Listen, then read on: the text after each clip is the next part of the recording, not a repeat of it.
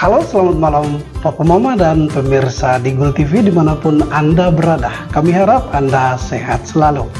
Kami kembali lagi dalam program acara Ko Saja, Ko Tanya Saja Jawab, edisi hari ini 19 Maret 2025. Pemirsa, kita dalam program acara Ko Saja malam ini akan mengangkat tema mengenai mengatasi stunting untuk membangun masa depan di Bovendigul.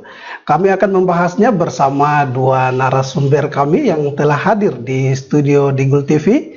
Yang pertama ada Ibu Kepala Bidang Keluarga Berencana dari Dinas Pengendalian Penduduk dan Keluarga Berencana Bovendigul, Ibu Maria Goretti. Ya. Selamat malam Ibu, bagaimana kabarnya Ibu? Selamat malam, kondisi saat ini baik.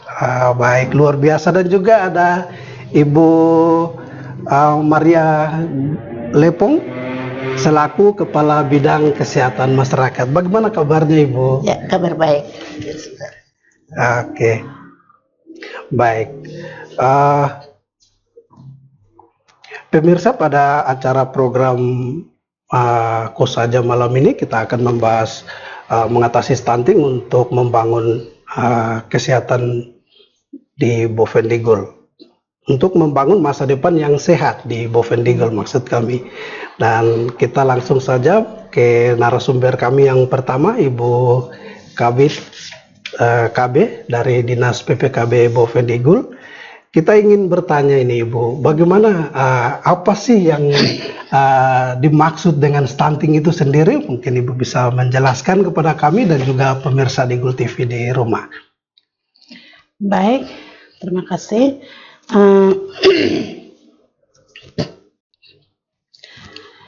Yang dimaksud dengan stunting itu sendiri, menurut Organisasi Kesehatan Dunia (WHO), stunting itu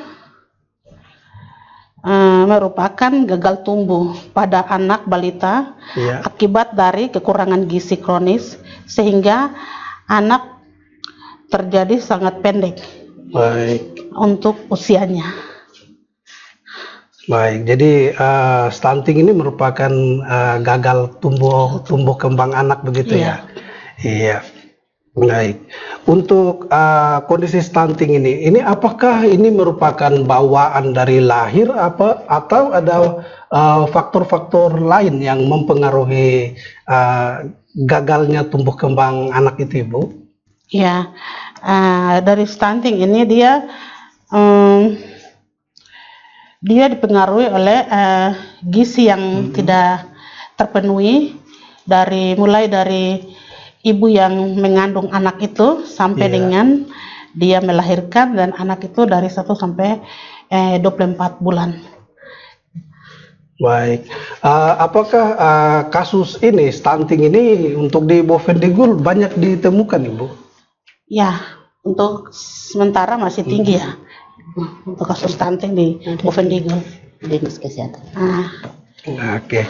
Baik, ini berdasarkan dengan Peraturan Presiden Nomor 72 Tahun 2021 dan ini juga sudah menjadi gerakan nasional untuk penanganan percepatan penanganan stunting ini.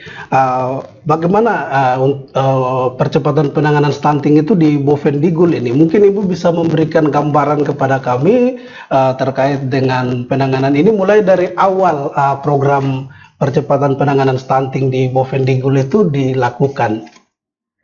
Iya, baik. Jadi mulai program stunting ini dia berada di Bovendigul di tahun 2021. Yang ada di OPD kami waktu itu kita cuman mendapatkan anggaran untuk melakukan pendataan keluarga. Baik. Pendataan keluarga. Nanti di 2022 sudah ada program stunting dan dia punya anggarannya langsung.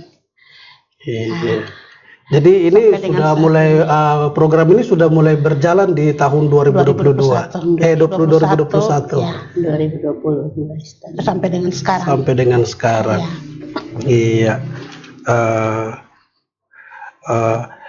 Kita tahu bersama bahwa masalah stunting ini merupakan gagal tumbuh kembang anak itu pada Iya. usia balita dan juga mungkin remaja. Bagaimana upaya-upaya yang sudah dilakukan dari Dinas PPKB Bovendigul selaku leading sektor OPD yang ditunjuk untuk penanganan stunting ini, Bu? Ya, ya kami Dinas KB sebagai leading sektor untuk penanganan program nasional, program stunting. Kita bukan hanya kita sebagai leading sektor, tetapi kita kerjasama dengan OPD-OPD terkait. Dalam hal ini Dinas Kesehatan, Dinas PU, Dinas Bapeda, Dinas Sosial, BPMK, yang di situ ada tupoksinya kader ya. Kader itu sebagai ujung tombak kami di lapangan, di kampung untuk melakukan posyandu dan penimbangan yang kita bisa dapatkan hasil itu anak itu dia masuk dalam kategori stunting atau tidak, itu ada di kampung yang ada, yang setiap kali posyandu itu yang dilaksanakan oleh dari tenaga kesehatan bersama dengan kader yang ada di kampung. Seperti itu. Baik, kita ke Ibu Maria Lepong. Kita tahu bersama bahwa Dinas Kesehatan membawahi 20 puskesmas di 20 distrik yang ada di Kabupaten Bovendigul ini. Mungkin bisa Ibu menjelaskan kepada kami terkait dengan data dari puskesmas, data stunting yang dilaporkan dari pihak puskesmas kepada dinas untuk keseluruhan di wilayah Kabupaten Bovendigul. Saat ini berapa jumlahnya, Ibu? Jadi untuk saat ini terkait dengan data stunting ini memang secara bervariasi. Karena tentunya ini dalam mendapatkan data ini petugas di puskesmas harus menginput ke data EPPGM. Kemudian dari data EPPGM ini kita mengambil presentasinya. Jadi dalam presentasi ini kita tidak berpresentasi berdasarkan sasaran, tetapi berdasarkan kehadiran.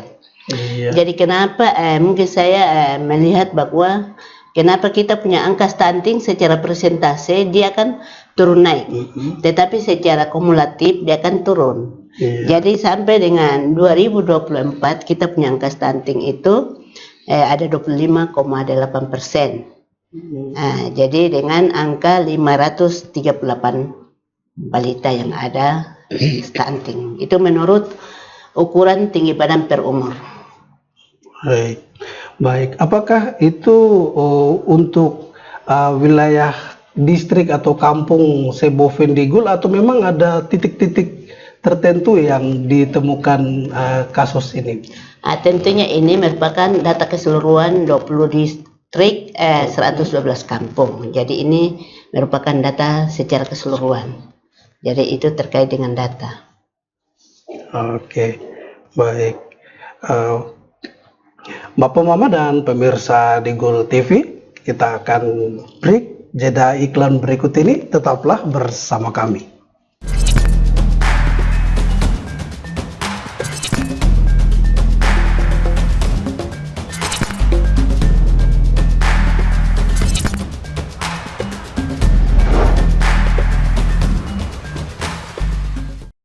Pastikan untuk selalu menjaga kerahasiaan data pribadi Anda. Hindari untuk mengumbar data pribadi Anda. Biasakan untuk membaca syarat dan ketentuan dari setiap aplikasi yang digunakan. Hindari tautan atau situs yang mencurigakan, karena kebocoran data pribadi berpotensi untuk digunakan dalam tindak kejahatan perbankan. Mungkin Anda belum pernah mengalaminya, tapi banyak di antara kita yang sudah menjadi korban. Cermat, kritis, dan lindungi data pribadi Anda. Ini tolong diterima ya Pak. Nggak perlu Pak. Terima ya Pak ya. Saya jamin aman. Tidak. Saya tidak mau terima Pak. Pemberian gratifikasi dan suap yang diterima oleh aparatur negara termasuk dalam tindak korupsi. Pemberi dan penerima diancam dengan hukuman pidana. Mari bersama bangun budaya anti korupsi demi terwujudnya pelayanan birokrasi yang bersih dan berintegritas tinggi. Berani ambil sikap untuk bersih dari celah korupsi.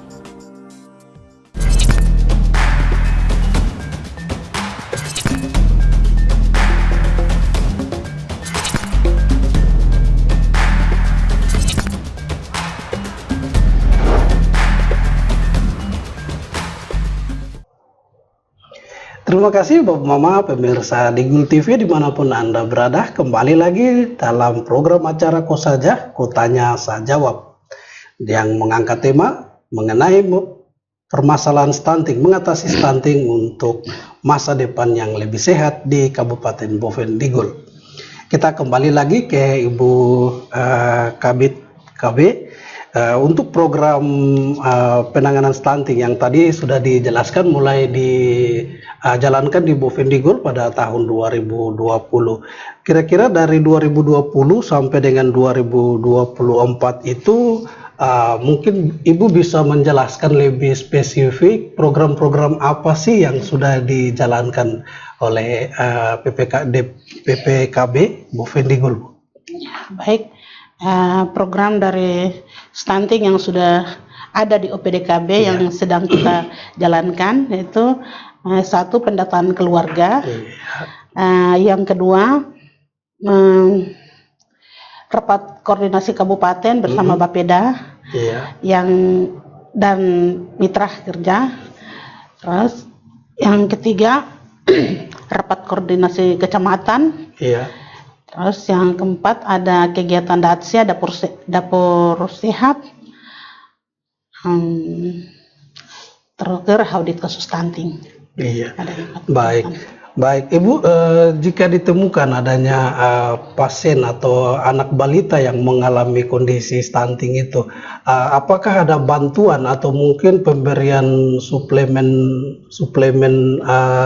gizi atau mungkin makanan-makanan bergizi kepada keluarga atau orang tua dari balita itu?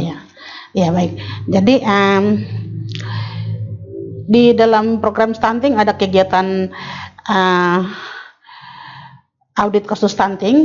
Ya, jadi sebelum kita masuk ke dalam kegiatan audit stunting, kita lakukan rapat koordinasi kecamatan. Rapat koordinasi kecamatan yang di dalamnya nih ada programnya ada programnya dapur sehat tadi, terus ada kegiatan rembuk stunting kecamatan, terus ada orang tua asuh cegah anak stunting. Setelah itu nanti kita mendapatkan data dari dinas kesehatan. Karena kita leading sektor, kita selalu kerjasama dengan dinas kesehatan untuk mendapatkan sasaran anak itu yang termasuk dalam stunting. Lalu kita bersama dengan dokter spesialis anak, dengan dokter spesialis kandungan, dengan pakar gizi, kita langsung turun ke sasaran anak yang terkena stunting. Seperti itu. Baik Ibu, untuk lokasi fokus penanganan ini, lokus penanganan stunting itu, apakah setiap tahunnya untuk wilayah distrik itu ditentukan berbeda-beda begitu atau seperti apa? Misalnya tahun ini untuk distrik A, tahun depan untuk distrik B, apakah dilakukan seperti itu, Bu? Ya, jadi untuk lokus stunting kita adakan kegiatan rembuk stuntingnya, rembuk stunting supaya di situ nanti kita ada tentukan bersama dengan tim stunting, sama-sama tentukan. Jadi ada 10 lokus stunting ya. Untuk di Kabupaten Boven Digul di tahun 2025 ini ya setiap tahun kita 10 lokus ya. 10 lokus. Jadi di dalam 10 lokus ini kami juga tidak bisa turun untuk melakukan audit ini, karena yang menentukan anak itu dia stunting itu ini 3 tim pakar ini, dokter spesialis anak, spesialis kandungan, dan tim pakar gizi. Mereka 3 nih yang bisa tentukan itu anak itu betul-betul dia stunting atau tidak. Nah, untuk kita mau turun melakukan audit kasus stunting, kami tidak bisa bawa turun dokter ini karena kita terbatasi oleh anggaran. Jadi yang kita bisa turun mungkin kampung yang ada di dalam Kabupaten Boven Digul ini. Kampung-kampung terdekat. Iya, distrik Mandobo, macam kampung Sukanggo, kebetulan Sukanggo juga status stuntingnya tinggi. Jadi kita bisa turun ke sana. Seperti itu. Oke. Baik Ibu, kita ke Ibu Kabid Kesmas, Ibu Maria Lepong, terkait dengan penjelasan yang sudah disampaikan oleh Ibu Maria Kak Goreti Kakerok, bahwa untuk lokus-lokus stunting itu akan ditentukan berdasarkan informasi yang diterima dari Dinkes dalam hal ini yang membawahi dari puskesmas itu. Mungkin bisa dijelaskan Bu, lokus-lokus stunting yang ada di Bovendigul. Jadi baik, terima kasih atas waktunya. Terkait dengan penentuan lokus stunting ini berdasarkan pertemuan pada saat analisis situasi, nanti dilanjutkan dengan rembuk stunting seperti yang disampaikan oleh Ibu Kabit tadi. Tetapi kami tidak bisa menentukan secara sepihak dari kesehatan. Tentunya ini kita melihat dari beberapa sektor. Jadi umpamanya kami dari kesehatan ini mengajukan terkait dengan jumlah kasus. Kemudian sektor lain juga kita melihat bahwa keterjangkauan. Jadi dalam penentuan ini kita lihat beberapa aspek yang harus, kemudian ketenagaan. Kebetulan kami dari Dinas Kesehatan ini, kebetulan tenaga kami ada di 20 distrik. Jadi tentunya ini, tetapi dalam menentukan lokus ini kita juga perlu melihat ketenagaan yang ada untuk memantau secara berkala dan lain sebagainya. Kemudian yang berikut tentunya kita melihat dari sumber dananya. Jadi di situ setelah kami analisis, tentunya itu secara bersama-sama dengan OPD-OPD terkait dalam menentukan lokus-lokus yang ditentukan. Jadi tentunya tadi itu berdasarkan faktor-faktor yang tadi saya sudah sampaikan. Baik, Ibu Maria, ini yang tadi seperti disampaikan bahwa program ini sudah mulai berjalan dari 2020 sampai 2025 ini. Untuk lokus-lokus yang sudah dilaksanakan, yang sudah berjalan dari 2020 sampai 2025 ini apa saja Bu? Di mana saja, di distrik mana dan kampung mana Bu? Kalau lokus-lokus ini pada tahun 2020 itu ditentukan oleh pusat. Ditentukan oleh pusat. Iya. 2019. 19 ya. Kemudian setelah itu mungkin pada saat itu 2019 lokus itu ditentukan dari pusat, mulai dari distrik Arimop itu ada di Arimbet, kemudian Arwa dan Desa Ujung. Kemudian Bomakia itu di Somi dengan Aipo, sedangkan Jair itu ada di Anggai, Ujung Kia di Watemu, dan Kawagit di Kombai, Mandobo di Mawan. Itu lokus awal. Lokus awal. Berdasarkan dari kementerian. Tetapi setelah itu kita melihat bahwa lokus-lokus yang ditentukan tentunya yang mengetahui permasalahan di lapangan, tentunya kita daerah. Lalu kamilah duduk lagi melakukan analisis situasi sesuai dengan data dan permasalahan-permasalahan. Ditentukan lagi, di situ ada 20 lokus waktu itu ya. Di tahun 2020 dan 2021 ada 26 lokus. Jadi itu sudah kita melihat bahwa ada perwakilan-perwakilan, ada yang berdasarkan kasus dan keterjangkauan. Jadi yang pertama di tahun 2020, 2021 itu lokusnya ada di distrik Kombai, itu kampung Manggemalo, Kawagit di Kawagit, Sesnuk di Sesnuk, Nenati di Nenati, Ujung Kia di Ujung Kia, Yaniruma di Yaniruma, Ambatkui di Anyumka, Kombut ada di Mokwiran, Inendit di Ogenetan, Subur ada di Kaisa, Manggelum di Manggelum, Periwage di Kampung Periwage, Popi di Sadar, kemudian Arimop ada di Patriot, Jair di Getentiri, Bomakia ada, karena kasusnya cukup tinggi di Bomakia, ada 3 lokus di sana, yaitu Somi, Boma 1, Boma 2. Kou ada 2 lokus, yaitu Kou Mandobo, kemudian Kou sendiri di Jair. Jadi itu dari Kou ini 3 kampung semua masuk lokus waktu itu. Kemudian Waropko itu di Waropko, milik tanah ada di Andombit. Mandobo itu ada 3 juga, ada Sokanggo, Persatuan dan Mawan. Tetapi setelah berjalannya kegiatan, ternyata secara penganggaran dan tenaga kami tidak mampu secara dari OPD, lalu ditentukanlah supaya kita lebih fokus. Jadi ditentukanlah pada tahun 2021 sampai 2022 itu menjadi 10 lokus saja. 10 lokus. Iya, jadi lokusnya itu di Popi itu ada di Domo. Jadi ini rata-rata karena berdasarkan kasus dan keterjangkauan. Kemudian Ninati ada di Yetetkun, Bomakia di Uni, Jair ada di Anggai, Pirwage di Pirwage, Manggelum di Manggelum, Kombut ada di Amuan, Kawagit ada di Biwage 1, Milip Tanah di Kakuna, dan Mandobo di Mawan. Jadi ini karena ada yang berulang-ulang, tetapi secara kasus dia tidak menurun, sehingga masih tetap seperti di Piriwage, tetap di Piriwage, Manggelum tetap di Manggelum, karena memang kasus di situ tetap meningkat. Jadi ini memang permasalahan banyak yang kita temukan. Sedangkan di 2023 memang itu juga lokus kita tetap 10. Jadi sampai 2025 ini lokusnya tetap 10. Jadi memang itu berdasarkan kasus yang kita pantau, juga keterjangkauan dan ketenagaan yang ada. Mungkin itu ya. Berarti disesuaikan ya dengan sumber daya, baik sumber daya manusianya dan juga dengan sarana prasarana dan finansial juga. Jadi itu memang kami lihat dari bukan hanya dari sektor kesehatan saja, tetapi dari OPD, macam dari perumahan, PUPR dan lain sebagainya. Jadi banyak permasalahan kita temukan di situ. Jadi itulah yang dijadikan lokus. Oke, baik Ibu, kita akan lanjut lagi pada segmen berikut. Kita break setelah jeda iklan berikut ini.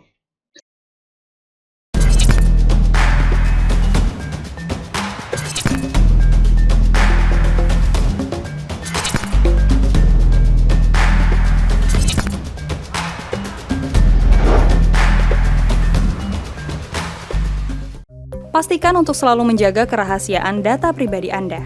Hindari untuk mengumbar data pribadi Anda. Biasakan untuk membaca syarat dan ketentuan dari setiap aplikasi yang digunakan. Hindari tautan atau situs yang mencurigakan, karena kebocoran data pribadi berpotensi untuk digunakan dalam tindak kejahatan perbankan. Mungkin Anda belum pernah mengalaminya, tapi banyak di antara kita yang sudah menjadi korban. Cermat, kritis, dan lindungi data pribadi Anda. Ini tolong diterima ya Pak. Nggak perlu, Pak. Terima ya Pak ya. Saya jamin aman. Tidak. Saya tidak mau terima, Pak. Pemberian gratifikasi dan suap yang diterima oleh aparatur negara termasuk dalam tindak korupsi. Pemberi dan penerima diancam dengan hukuman pidana. Mari bersama bangun budaya anti korupsi demi terwujudnya pelayanan birokrasi yang bersih dan berintegritas tinggi. Berani ambil sikap untuk bersih dari celah korupsi.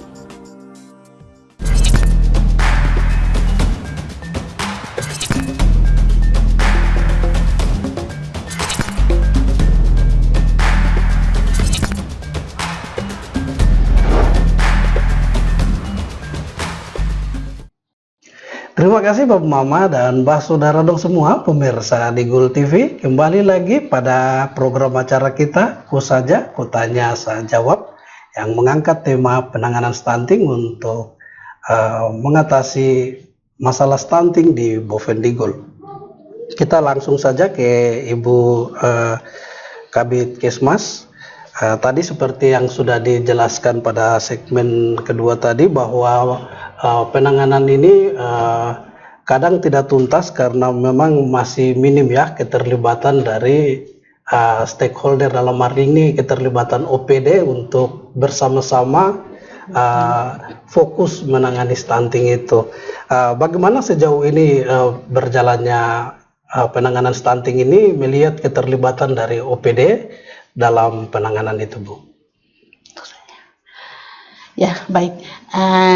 Selama mulai dari 2021 sampai dengan 2024 mau masuk ke 2025, saya mengamati kalau program stunting ini macam pemerintah daerah juga tidak menganggap serius untuk program ini, sehingga kita mau menurunkan angka stunting juga sangat berat ya, karena untuk kita mendapatkan anak itu dia betul-betul stunting, berarti kita harus bawa turun dengan dokter. Tadi saya sudah sampaikan, dokter spesialis dan 3 tim ini, 3 pakar ini yang kita harus turun, dan itu betul-betul mereka mengidentifikasi anak yang dikatakan stunting. Stunting. Nah, karena stunting itu kita bisa anak itu bukan berat badannya dia turun, kita belum bisa katakan dia itu stunting. Iya. Nah, mungkin dia bisa masuk dalam gizi buruk seperti itu.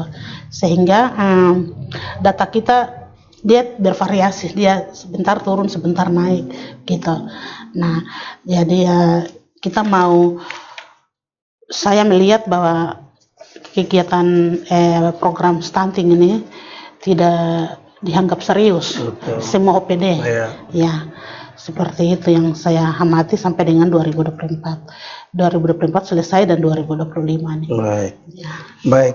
Dari sisi kesehatan kita ke Ibu Maria terkait dengan kerjasama OPD dalam mempercepat penurunan angka stunting di Bovendigul.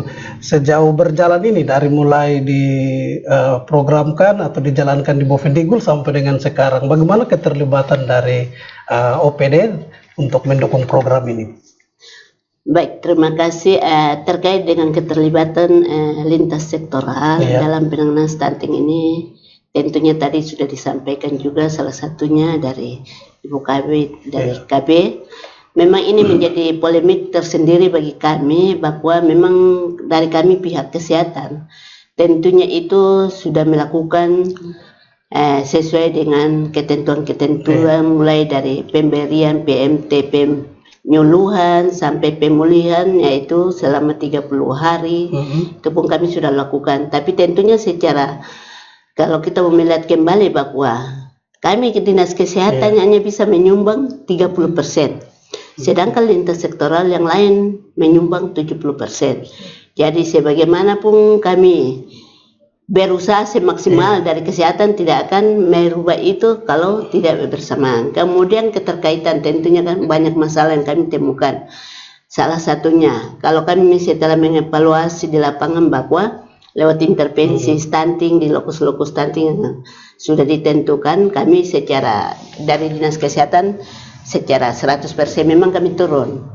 Nah, tentunya di situ kami melihat bahwa permasalahan stunting ini memang seperti yang disampaikan oleh Ibu Kabid bahwa ini perlu diaudit. Karena data yang kami berikan dari Dinas Kesehatan ini kan berdasarkan fisik, belum melihat dari secara perkembangannya yang harus diaudit oleh dokter spesialis, jadi tim ahlinya ini. Jadi kalau kita melihat bahwa memang juga salah satu bahwa karena keterbatasan anggaran tentunya ini kan kita melihat juga dari sumber dananya bahwa contohnya perumahan. Nah, ini karena kita sudah sepakat bahwa di mana kita sudah menentukan lokus berarti OPD juga yang lain harus mengikuti. Tetapi karena keterbatasan anggaran tentunya ini juga menjadi permasalahan. Jadi yang paling banyak kami temukan adalah permasalahan lingkungan seperti jamban, sumber air minum, perumahan ini permasalahan yang paling utama, tetapi juga dari masyarakatnya itu sendiri, di mana tingkat kesadaran dalam pola asuh bagi perkembangan anak ini juga masih menjadi permasalahan bahwa dalam pola asuh ini juga belum maksimal. Artinya kesadaran masyarakat ini sendiri juga memang perlu ditingkatkan karena ini juga dalam kita melihat bahwa kalau kita melihat bahwa banyaknya anak dalam keluarga sehingga juga itu menjadi permasalahan tersendiri dalam orang tua mengasuh anak-anak sehingga pemenuhan gizi yang dibutuhkan memang secara otomatis tidak akan terpenuhi.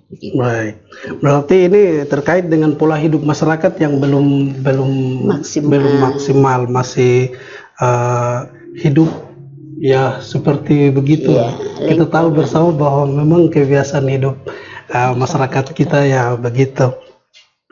Baik, kita ke Ibu Maria Goretti Kakero. Ya seperti tadi sudah disampaikan oleh Ibu Maria Lepong juga bahwa untuk maksimal penanganan stunting ini tentu ada kendala. Dalam hal ini salah satunya yaitu finansial. Bagaimana untuk mengatasi itu atau meminimalisir itu agar program stunting ini bisa betul-betul berjalan dan dengan anggaran yang tersedia mungkin sangat minim tapi diupayakan untuk berjalan. Apa yang akan dilakukan oleh Dinas KB supaya memaksimalkan itu, Bu? Ya, jadi kami di Dinas KB ada kegiatan dapur sehat yang sekarang ini lagi jalan. Mereka jalan untuk berikan makanan sehat untuk bayi balita sasaran stunting untuk 20 distrik. Nah, itu yang mereka bisa jalan didukung dari dana DAU untuk kegiatan ini. Dapur sehat. Nah, itu saja yang dari OPD kami, KB yang bisa laksanakan. Tetapi untuk kita menentukan itu anak itu dia stunting dan tidak, itu ada di kegiatannya audit stunting. Audit stunting. Kalau itu ya kami belum bisa jalan karena kita terkendala dengan anggaran yang tidak mendukung, sehingga mungkin kita bisa lakukan auditnya nanti di distrik kampung yang ada di distrik Mandobo. Saja. Bisa gitu. Betul sekali Bu Kabid, kita juga kemarin sempat mendengar bahwa ada Dinas KB melaksanakan sosialisasi di sekolah-sekolah yang titik fokusnya kepada remaja untuk sosialisasi itu lebih diarahkan kepada perkawinan usia dini. Itu mungkin merupakan salah satu program ya di tahun 2025 ini. Iya. Baik pemirsa di Gul TV, kita akan break sejenak untuk iklan berikut ini.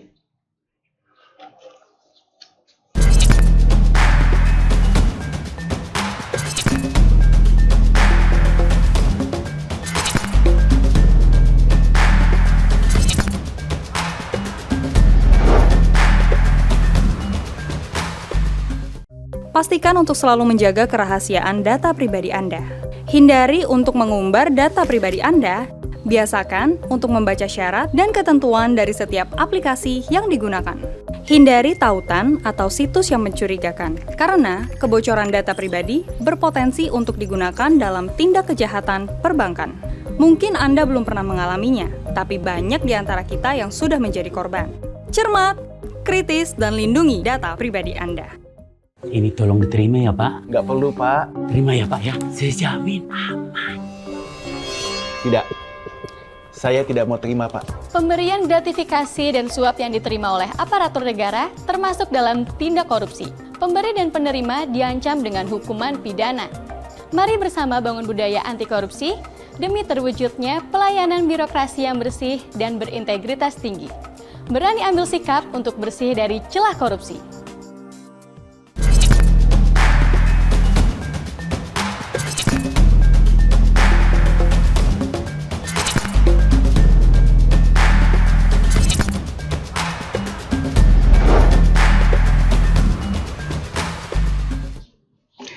Terima kasih Bapak Mama, Anda masih bersama kami dalam program acara Kosaja membahas mengenai mengatasi stunting untuk membangun masa depan yang sehat di Kabupaten Bovendigul. Kita kembali lagi kepada Ibu Kepala Bidang KB, Ibu Maria Goretti Kakerok. Ibu, kita ingin bertanya sedikit ini terkait dengan penanganan stunting yang tadi sempat disinggung juga dari Ibu Kabid Kesmas bahwa ada banyak fokus lokasi fokus yang sudah ditentukan dan juga sudah ada upaya-upaya untuk pelayanan. Apakah dari semua lokus-lokus yang ditentukan atau 10 lokus ya yang ditentukan itu, apakah pelayanan stunting ini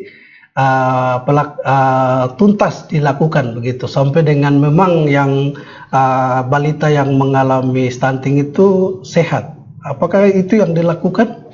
Iya, jadi kita sudah laksanakan, pernah kita antar dengan dokter spesialis ke Kampung Ampera karena di sana tenaga gizi Puskesmas Tanah Merah katakan bahwa di sana ada anak stunting. Saya minta kesediaan dari tenaga ahli gizi sama dokter spesialis anak. Kami ke Ampera, memang kita pergi penimbangan, langsung dokter ditangani di sana bahwa anak itu langsung dirujuk. Memang anaknya usia sudah 6 bulan tapi berat badannya masih 4 kilo. Iya, sangat kecil, sehingga kita rujuk anak itu datang ke Tanah Merah masuk rumah sakit, ternyata anak itu bukan masuk dalam kategori stunting, tapi karena dia kurang gizi buruk. Sehingga kita kasih nutrisi susu, anak dia dirawat cuma 1 minggu ya boleh pulang. Seperti itu. Terus kita mau turun ke lokus-lokus stunting, tapi kita terkendala dengan finansial anggaran yang tidak mendukung kita untuk kita turun, karena dana kegiatan stunting ini, program stunting ini dibiayai oleh Dana DAK. Dana DAK itu Dana DAK BOKB.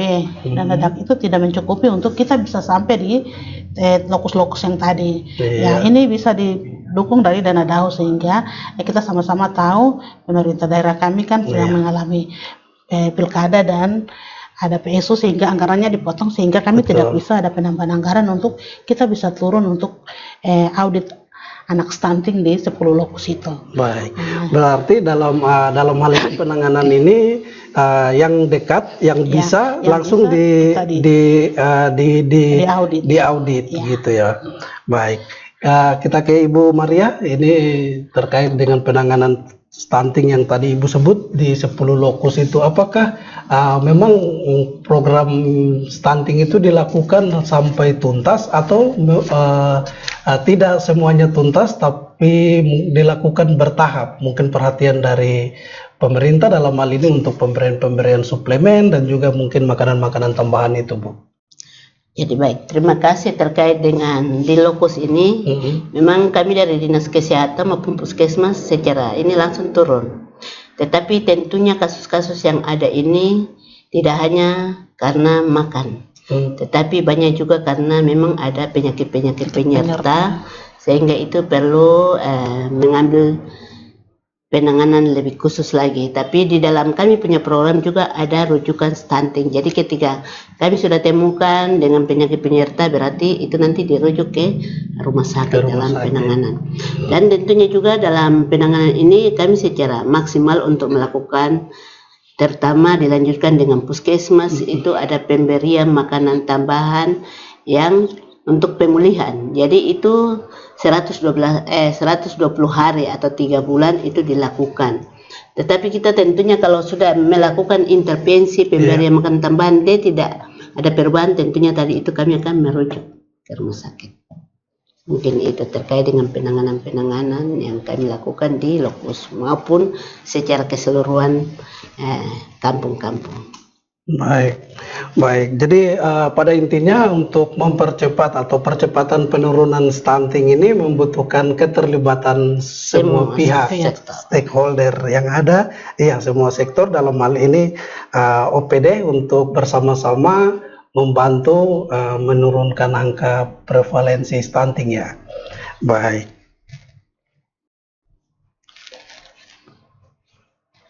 Kita lanjut, Bu, ini terkait dengan permasalahan stunting. Tadi Bu Maria sebut bahwa ini stunting ini sangat kompleks, tidak hanya dari faktor makanan ya, tapi ada juga dari faktor-faktor lain yang mempengaruhi itu. Mungkin Ibu Kabid bisa menjelaskan kepada kami faktor-faktor itu, apakah memang itu merupakan bawaan dari lahir atau mungkin seperti yang tadi kita singgung bahwa terjadi karena memang perkawinan usia dini di kalangan remaja. Silakan, Bu. Iya, jadi stunting ini dia bisa terjadi berawal dari anak remaja perempuan. Anak remaja perempuan dia kawin di bawah usia kawin yang sudah ditentukan oleh WHO atau sehingga usia kawin pertama itu usia anak perempuan dia berusia 20 tahun dan laki-lakinya 25 tahun. Seperti itu. Tapi kalau dia melahirkan di bawah usia itu, berarti dia bisa, anak yang dia lahirkan bisa terkena stunting karena mungkin dia kekurangan asupan gizi atau organ reproduksinya belum siap untuk mengandung dan melahirkan. Dan dia ibu tersebut juga mungkin belum tahu bahwa makan yang atau nutrisi apa yang dia harus makan untuk janin yang di dalam kandungannya nih dia menerima asupan gizi itu, sehingga anak yang dia lahirkan bisa terkena stunting. Baik, baik. Kita ke Ibu, itu terkait dengan pertanyaan yang tadi bahwa angka stunting atau kasus stunting ini tidak terjadi bukan hanya karena faktor makanan ya, tapi ada beberapa faktor. Untuk di Bovendigul terutama di lokus-lokus tadi itu, apakah pada umumnya itu karena faktor makan atau faktor-faktor lainnya, Bu? Jadi tentunya dalam stunting ini memang banyak sekali penyebab-penyebab. Salah satunya tadi itu artinya kekurangan asupan, kemudian ketidaktahuan dari seorang ibu, apalagi yang macam tadi permasalahan-permasalahan remaja, yakni kemudian masalah lingkungan karena di sana mungkin sumber airnya belum maksimal, kemudian jambannya juga, sehingga menyebabkan penyakit-penyakit penyerta ini memang cukup banyak ya kita permasalahan, belum lagi perumahannya. Jadi memang secara kami kesehatan tetap memberikan penyuluhan, mengedukasi masyarakat yang ada, terutama ibu-ibu dalam mempersiapkan generasi emas tentunya. Bagaimana kita mempersiapkan SDM yang berkualitas dan berdaya saing tentunya adalah mengatasi stunting. Karena stunting ini kita tidak bicara hanya tumbuh kembang, tetapi bagaimana dia perkembangan otaknya ini artinya bisa lebih bagus lagi, sehingga ketika dia mengikuti pendidikan, tentunya kalau kita mau berbicara matematika kita dulu jadi patokan, mungkin yang tadinya itu matematikanya kita yang tua-tua ini 6, 7, kalau bisa kalau ke depan dengan ada perbaikan-perbaikan atau penurunan stunting ini, ya itulah kualitas IQ-nya lebih meningkat, sehingga ya itulah harapan kita bahwa kita mampu untuk menciptakan SDM yang berkualitas dan berdaya saing. Itulah tujuan kita sebenarnya untuk ini. Jadi tentunya ini semua pihak harus bergandengan tangan dalam mengatasi ini permasalahan-permasalahannya, terutama dalam keluarga itu sendiri, bagaimana mengasuh, merawat anak-anak itu, karena tentunya yang dekat dengan anak-anak ini, dan mulai terutama dalam 1000 hari pertama kehidupan sebagai pondasi emas kita manusia itu betul-betul diperhatikan, terutama gizinya. Itu mungkin. Oke, baik. Berbicara masalah stunting ini sangat kompleks, jadi dibutuhkan ya kerjasama dari seluruh sektor. Dalam hal ini OPD yang ada di Kabupaten Bovendigul. Dan Ibu narasumber kita dibatasi juga oleh waktu, sehingga kami ingin menutup program acara ini. Namun sebelum itu kita minta dulu mungkin closing statement dari Ibu Kabid, Kepala Bidang KB dari Dinas PPKB Bovendigul, Ibu Maria Goretti, untuk closing statementnya, harapannya mungkin bisa disampaikan. Ya, harapan dari saya ya nutrisinya seimbang, masa depan cerdas, dan penanggulangan stuntingnya dengan gizinya teratasi. Baik, baik. Untuk Ibu Maria, closing statementnya?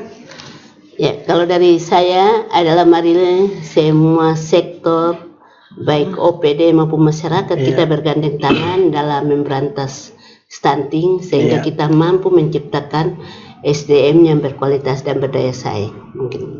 Oke.